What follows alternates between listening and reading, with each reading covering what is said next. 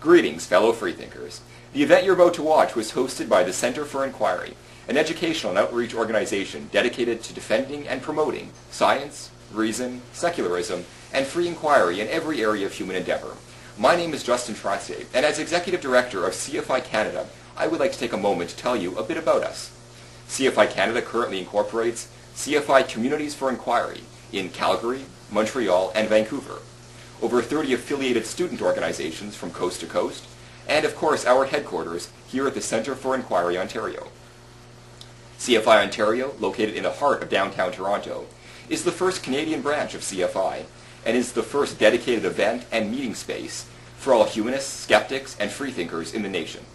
Our mandate encompasses a robust public education series, campus outreach to a growing network of student freethought groups, community outreach and social services, to provide secular and humanist alternatives to religiously monopolized services and activities, and a lending library and media center that, among other things, broadcasts videos like this across the planet. To learn more, please visit us at www.cfiontario.org, to get on our email list, or to learn how you can support our movement, such as by becoming a friend of the Center, a CFI donor, a volunteer, or to launch or affiliate a new campus or local group. Contact us today at ontario@centerforinquiry.net. That's CENTER. Thank you for your time, and I hope you enjoy the video. The title of this debate, thank you for Downley Trolley for suggesting it, is Christmas is Awesome. According to Jenny, no it's not. According to Justin. It's the longest title ever. So, I'm going to be the moderator, and they've been reassuring me that they don't need one, so hopefully they'll banter amongst themselves. But otherwise, before we do start, I'd like to see a show of hands. How many people here do some sort of a holiday celebration, Christmas Eve themed, even though it's not religious? Yes! More people to convert. Okay, and how many people in this room refuse to do anything for the holiday season? Refuse? Or choose not to. Yeah, don't choose not to. Bias. Hardcore. Okay, so we're looking at, maybe 3/4 who celebrate and 1/4 who don't. So, I guess either we're going to have an entire room full of people ready to go out and celebrate after Jenny's convinced you, or a lot less than 3/4 after Justin has. I guess we'll see what happens. So, without further ado, I'm going to pass the microphone to whichever one is supposed to start speaking, which we're going to do. Am I prosecuting Christmas? Yes. What we're going to do is apparently... I think you need to make the case for Christmas. You should go first.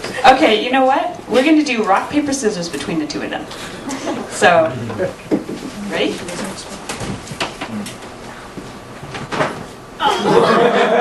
You're more like it. Okay, so... Can you still let him go first? Yeah. Okay, Jenny has chosen to let Justin go first. Justin, take it away. All right. Well, we were first thinking that we were going to have a party, which we do every year on many of the, the solstices and the equinoxes. And we realized that our parties here are not always that successful, so we thought that in order to bring more people in, we'd have a discussion, a debate, what have you. And this was thrown out at the last minute as, an interesting sort of unique idea for a debate that I don't think anybody took all that seriously, except the media. They kind of found out what we were up to, and they thought that this was very intriguing to them that atheists would get together and discuss this. So so a couple of us have been interviewed in a few publications about it. But it still remains something that is a very rather trivial and just an amicable dispute that Jenny and I have among. By the way, Jenny and I go back maybe 5 years now, something like that. Actually, it was about 5 years ago this month that I think we met and we established the U of T Secular Alliance, which those of you who are involved know that organization would go on to do a lot of the heavy lifting when it comes to establishing the free thought movement here. So we've been good friends since then, and we on occasion like to banter very friendly about, in a friendly manner, about all sorts of trivial and important things. This being one of the rather trivial things, but nevertheless we thought that it would be fun to discuss this. So the point that I want to defend is, well, I guess there's 2 points. Firstly, when it comes to church-state separation and the public endorsement of religion or of a worldview, a religious worldview, or rather than a secular worldview, I think I'm going to hazard to guess that we would both agree, maybe with some different caveats, that in general we don't support public endorsement, government endorsement of, say, Christmas at the expense of other religions or religion at the expense of non-religious worldviews. And that's the point that I think is serious and that has been made by CFI and other organizations in the press. But tonight we're going to be discussing more jovially, if you'll allow me that expression, the more fun debate about whether individual non-believers ought to be engaging in the holiday season.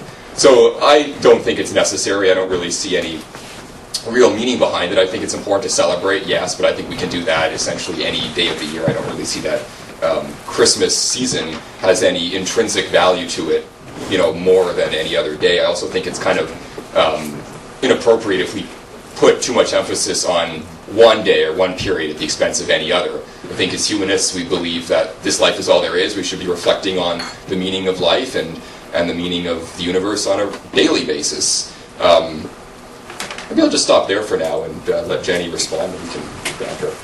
There you go. Oh no. Thanks, Deb. Hi everyone, I'm Jenny.